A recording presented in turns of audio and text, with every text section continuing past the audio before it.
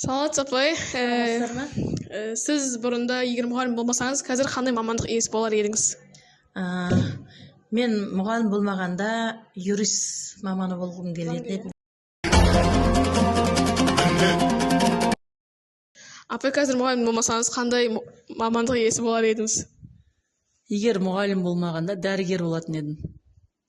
Мың алғыс дәрігердің барлығы. Апай, қазір мұғалім болмасаңыз, қандай мамандық иесі болар едіңіз? Қазір мен биология, химия, яғни медицина саласын таңдайтын едім. Дәрігерлерім мейірім толы жүр. Сіз мұғалім болмағаныңызда қандай мамандық иесін таңдар едіңіз? Мен мұғалім болмаса, мен ұшқыш болатын едім.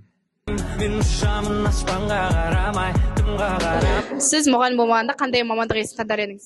Журналист.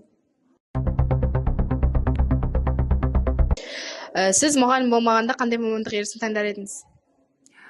Егер мен мұғалім болмағанда әншілік мамандық таңдар едім. Өзімнің бала кезімнен арманым әнші болу болатын. Сосын ол бір, екінші мамандықты айтуға бола ма?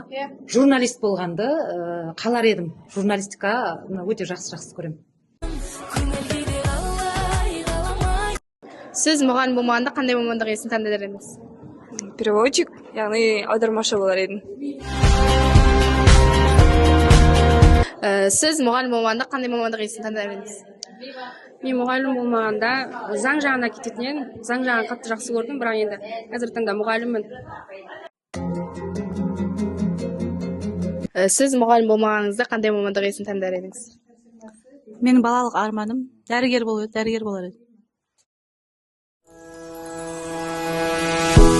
Саламатсыз апай, қазір мұғалім болмасаңыз, қандай мамандық иесі болар едіңіз?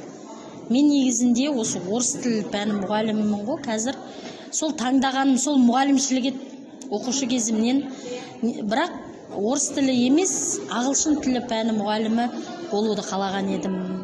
Сол бәрібір мұғалім болар едім. If you really want to know how to speak in English, keep watching this